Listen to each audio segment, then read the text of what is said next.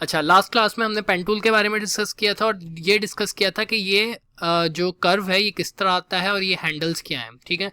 लेकिन मैं चाह रहा हूँ कि ये डबल हैंडल जो आया हुआ है, यानी इस साइड पे भी कर्व है और उस साइड पे भी कर्व है, लेकिन मैं चाह रहा था कि यहाँ से स्ट्रेट जाती लाइन।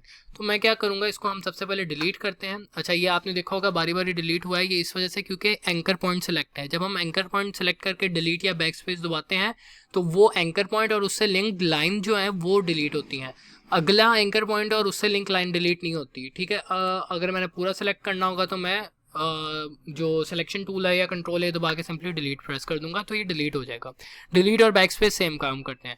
मैं पी दबा के पेन टूल फिर से लेता हूँ, एंकर पॉइंट ड्रॉ करता हूँ, शिफ्ट दबाऊंगा तो सीधी लाइन जाएगी, ठीक है। सीधी लाइन एक डायरेक्शन में इस तरह सीधी लाइन जाएगी, एक डायरेक्शन में इस तरह, यानी ये 3 डायरेक्शंस आपको मिलती हैं अगर आप शिफ्ट दबा के ड्रॉ कर रहे हैं।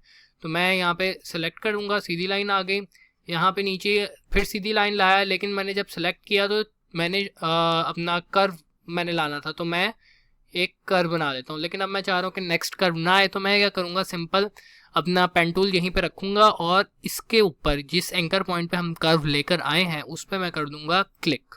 क्या होगा कि अगला कर्व आप देख रहे होंगे, अगला हैंडल ख़त्म हो गया और अब एक स्ट्रेट लाइन आ रही है। तो मैं अब ये स्ट्रेट लाइन यहाँ पे लगा के इस पे कर्व ले आऊँगा, ठीक है।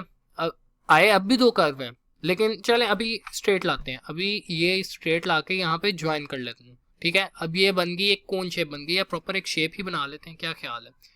हम रखते हैं यहाँ पे एक एंकर पॉइंट, यहाँ पे ड्रॉ करते हैं, फिर उसके बाद सीधा लेकर जाते हैं और एक कर्व बना लेते हैं यूं, ठीक है। एक पिज़्ज़ा का स्लाइस या कोन टाइप कह लें, ये बन गई।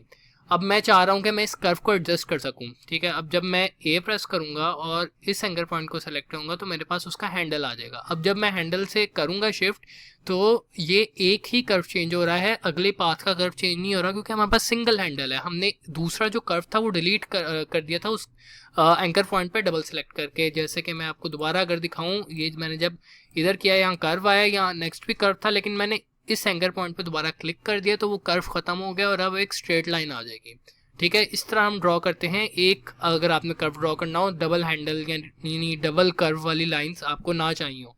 सो अच्छा, कंट्रोल जेड से अंडू होगा और कंट्रोल शिफ्ट जेड से रीडू होगा। ये भी मैंने कहा मैं साथ साथ बता दूँ, ये अंडू रीडू के टूल्स हैं, ठीक है। अब हमारे पास ये आ गया अपना कर्व आ गया और इससे हम कर्व को एडजस्ट कर सकते हैं। फॉर एग्जांपल मैं चाहता हूँ ये अंदर वाली साइड पे चला जाए कर्व, या बाहर वाली साइड पे आ जाए, या इस तरह चला जाए, वो मैं अपने हिसाब से अब इसको डिसाइड कर सकता हूँ, ठीक है। ये आपके पास आ गया कर्व और ये आपके पास पाथ बन रहा है, यानी आप शेप बना रहे हैं। अच्छा, पेन टूल में एक और चीज़ मैं बता दूं कि पेन टूल से अगर मैं चाहता हूं कि शेप बस इतनी ही रहे, आगे कंटिन्यू ना हो, यानी मैंने अगर ये डब्ल्यू लेटर बनाया, मैं चाहता हूं कि ये यहीं पे ख़त्म हो जाए, लेकिन ये अभी भी लाइन का दिखा रहा है साथ एंकर के साथ ना लिंक, एक लाइन दिखा रहा है कि आप नेक्स्ट अब कहाँ क्लिक करना चाहते हैं। तो मैं सिंपली क्या करूँगा, एस्केप की प्रेस कर दूंगा। मैं जैसे एस्केप की प्रेस करूँगा शेप वहीं कंप्लीट हो जाएगी, ज़रूरी नहीं कि वो एक क्लोज शेप बना रहा हो, यहाँ पर हमारी शेप पूरी हो जाएगी। अब लेकिन एक और तरीका भी है, जैसे फॉर एग्जांपल मैं यहाँ क्लिक करता हूँ और ये शेप कंटिन्यू है, मैं कोई और टूल फॉरन सेलेक्ट कर देता हूँ। अच्छा, जब आप ये अपने जो एरिया है इससे बाहर जाते हैं ना, तो वो टूल वहाँ पे ऑफ हो जाता है और आपका नॉर्मल माउस आ जाता है। मैं फॉर एग्जांपल दूसरा टूल जैसे सेलेक्ट करूँगा वो शेप वहीं पे ख़त्म हो जाएगी। तो मेरे पास अब इस वक्त ये शेप है एक, ठीक है, और एक ये शेप है।